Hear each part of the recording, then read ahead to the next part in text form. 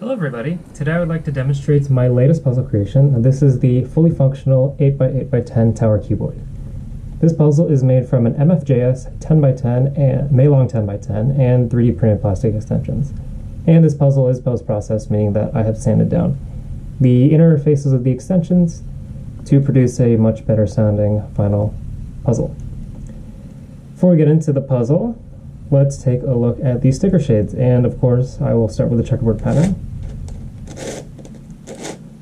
This is an even layer puzzle, so I need to checkerboard it in a little bit of a different way.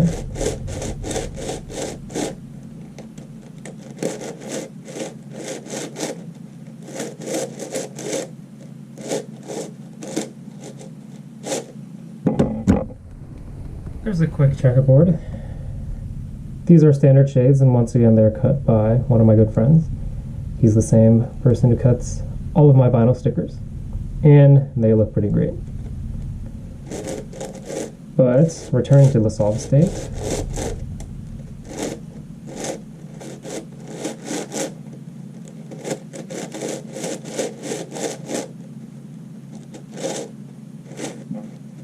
and hopefully that gave a quick sneak peek as to the turning quality of the puzzle. But before we get into that, let's talk about the size. Even though that this is a high order puzzle, in my opinion 8x8x10 is of higher order, it's not that physically large. And to demonstrate that, let's take a look at a side-by-side with a 3x3. This is an MFJS RS3.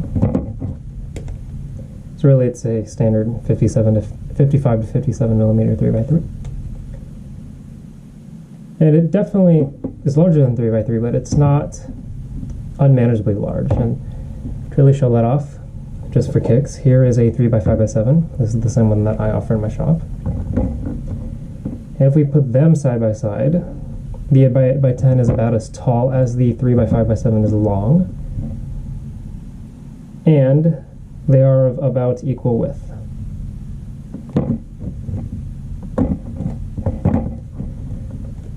So really, even though the 8x8x10 is of significantly higher order than the 3x5x7, they are pretty comparable in size. But now on to the important part. Let's talk about the turning quality. So, as I said, the puzzle is post-processed. So the sound the puzzle makes when completing turns is pretty comparable to just the standard Meilong 10x10. I would say it's a little bit clunkier and a little bit clackier, but overall, pretty comparable. And something to note again is that because the higher order Meilong line puzzles are stickerless only, you can see the stickerless interior when completing turns. And of course, again, I've chosen not to paint the inside because that would compromise the turning quality. And really, that's one of the most important aspects of a puzzle, is how well it turns. Speaking of how well it turns, let's go over some quick algorithms. So I'll start with some Cuboid algorithms. First, the adjacent edge swap, just to really demonstrate how this turns.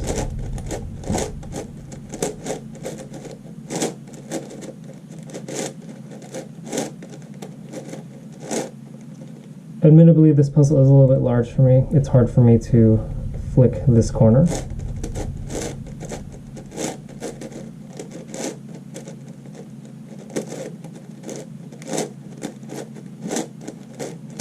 But even with my struggling, it does tolerate misalignments decently well. In terms of corner cutting, here's a QB. Pretty much QB's expectation across all the layers. And go deeper, without a QB. Once again, reverse is practically non-existent. Doesn't exist. And that's practically the case with the base 10x10 as well. But the real question is, how does it handle general misalignments, which is pretty common, well, I should say this happens quite frequently during actual solves. And the answer is, it handles them decently well. Of course, one must be more delicate when handling puzzles of this size. However, it can handle those turns pretty well. The tolerance is decently high. What are some other algorithms? So let's do the final edge orientation algorithm. I don't know the official name.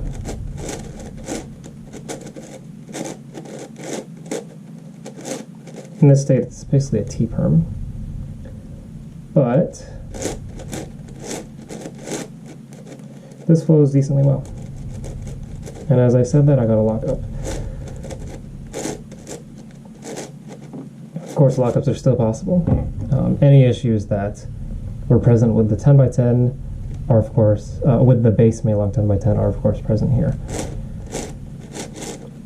But overall, the puzzle turns well. And to truly demonstrate that, I'm going to go ahead and do a full scramble of puzzle. So first, I'm going to start with, actually, let's start with kind of a checkerboard. And then from here, not a full checkerboard, but in order to fully scramble tower shapeshifters, we have to start by turning these axes by 180 degrees and keeping the puzzle shape preserved. The reason being, of course, as with all towers, if we go straight into shapeshifting, we will bandage pieces together. And if we don't scramble the puzzle sufficiently, the solve will be pretty similar to just a regular 8x8.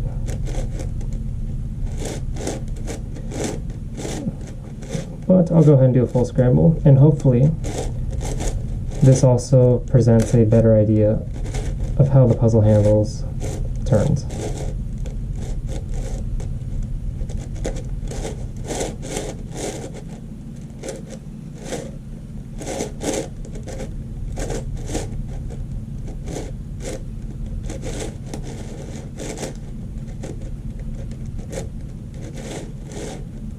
I'd say we're getting to a point where I can move into the shape-shifting phase.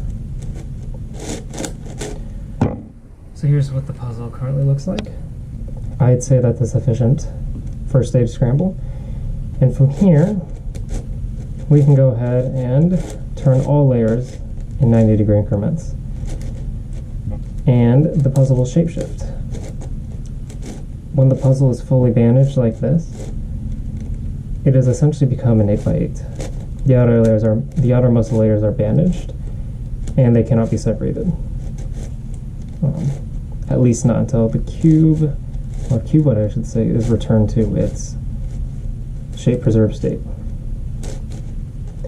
And at this point, it's a lot easier to accidentally misalign the layers since they are a bit jagged and they stick out. So right here I'm a little bit locked up, but if I just wiggle puzzle bit, it will figure itself out of that situation.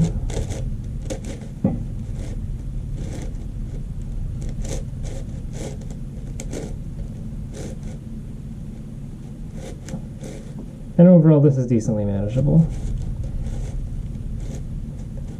Although as the order of the puzzle gets higher and higher, notably, I would say 10x10 onward, it becomes easier to misalign the layers since they're so small. You might mistake a layer for being aligned when it actually isn't. It's a little bit difficult to tell.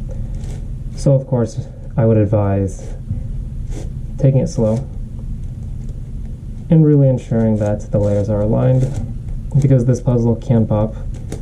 I don't want to demonstrate that, but of course, the behavior of the Meilong 10x10 remains, and that puzzle could pop, so this puzzle can pop as well. But with that said, it does turn pretty well, if I do say so myself. So that is a full scramble of the 8x8x10. I am going to go ahead and solve this. It doesn't take too long. Honestly, tower cuboids are not that difficult to solve, and the solve is all, I would describe it as similar to the solve of a 10x10 and a 3x3x5 combined, neither of which are particularly difficult. Anyways, thank you so much for watching. There is a 9x9x11 to come next, so that will be my next next video, I should say. Thank you all so much for watching, and I'll see you then.